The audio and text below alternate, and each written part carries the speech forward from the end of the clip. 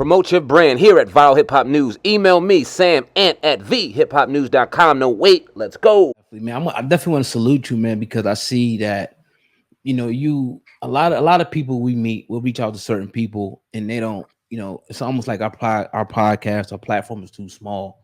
But I see you touching everybody. That's why I was like, I gotta hit him up, man. I'm seeing him doing interviews over here. You gotta come, talk to us. So I just want to definitely salute you for that. Thank you, man. Way? Not to cut you off, but just to interject on that, I'm glad you said that. Right. And yeah, like I'm glad that you noticed that I have been hitting, because I don't know who's small and who's not. Honestly, I don't, bro.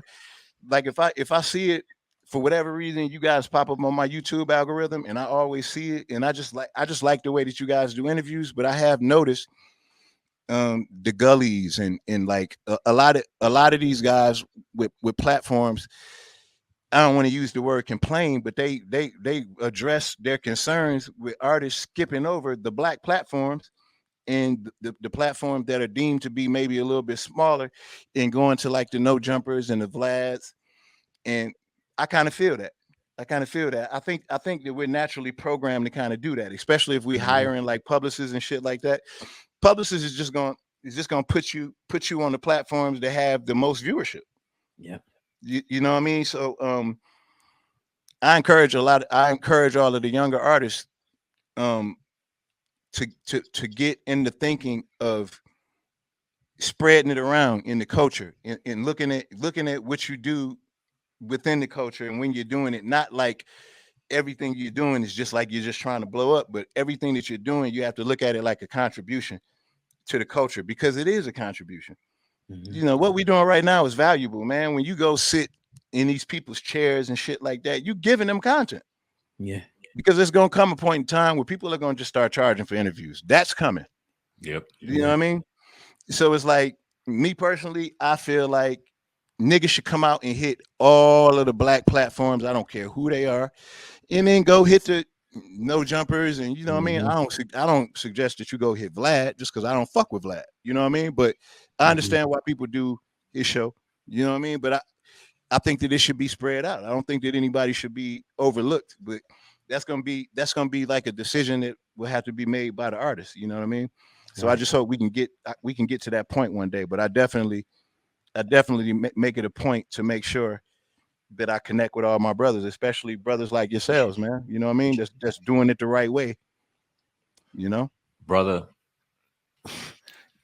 listen, you are a minority in that situation, because you speak on it and we see it from afar and we respect it. And the 30-minute conversation that we're currently on, we can feel that and digest that. No, that's authentic. I'm going to ask you, does the people in the culture within hip hop and these various places that go to these various platforms outside of the culture that say they care about the culture, brother, they actually give a damn about the culture, or are they just saying it because it's popular to say right now? It's probably both. I hate generalizing with anything, but it's probably both. And this would just be my opinion. We all are left to our assumptions because of the state of things. Right. I think there are some youngins who, when they say that, they mean it. But I don't think that they quite fully understand yet how to fully apply that. And when you say the culture, do you mean the culture as it benefits you, or do you just mean the culture? And that's a great question. And we always, because me in my 40s, if I say that I love the culture now, it means something different from when I was in my 20s and my 30s. Now, I mean the culture as in, how can I help?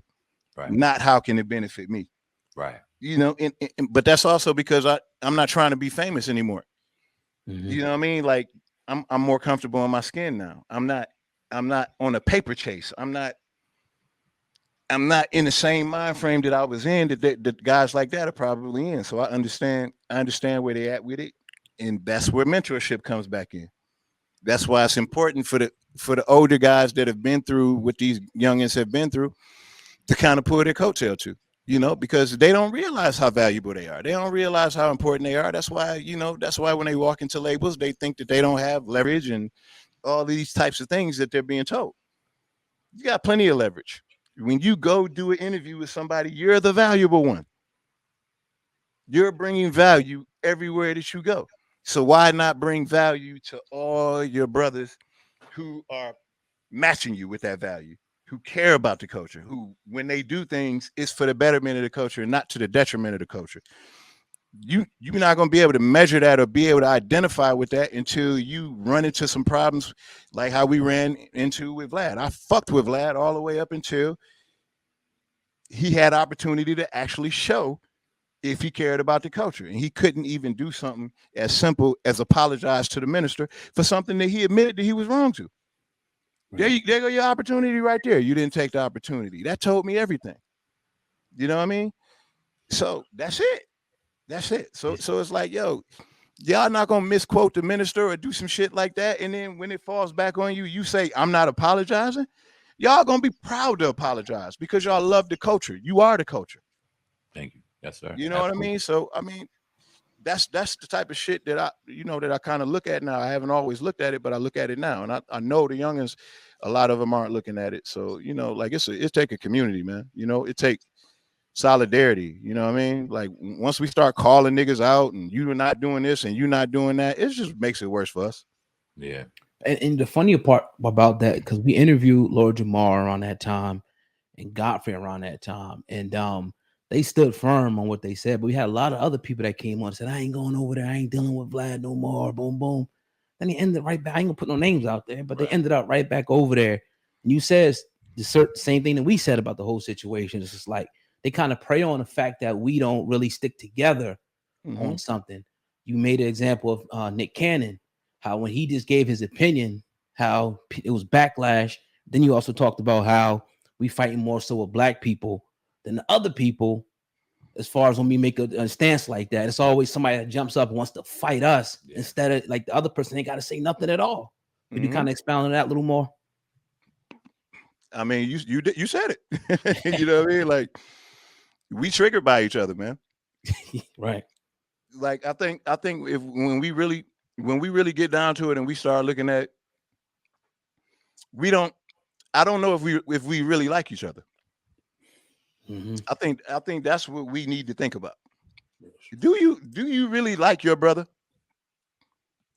If so, why is it so easy? Why is it so easy for you to kill him? Because you don't have none of that energy for none of these white people. Right. If a nigga, and I'm sorry, I don't even mean to use that phrase. If a black person did half the stuff that Vlad's platform did, he'd be dead. That's a fact. A black person black people would have lit him up a long time ago. Oh yeah. These guys don't have no energy for white people.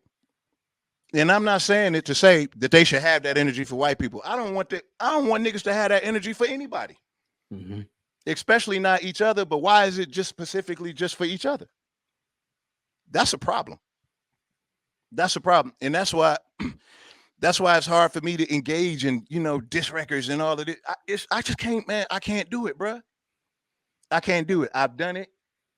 I'm guilty of it.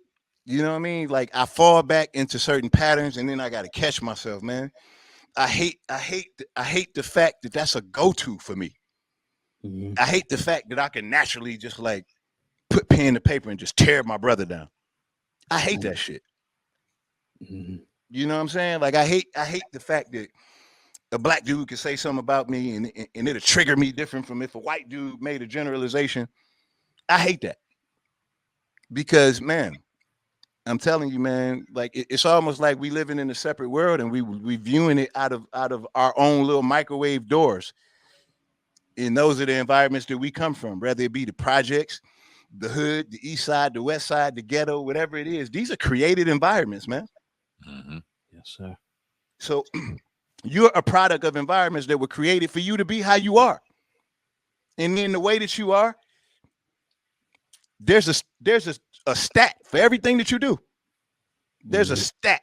There's a statistic for everything that you do that's being held against you. Everything. So the whole schooling system that you're a part of, there's a clear pathway from that schooling system to the prison industrial complex. There's a clear pathway. And you're just a part of a process that's already in motion. Like how like you can't even teach a young person that it's too much. So when you get of age or you finally read enough or take in enough information to understand that, You just sound like a nigga preaching. Wow. You know?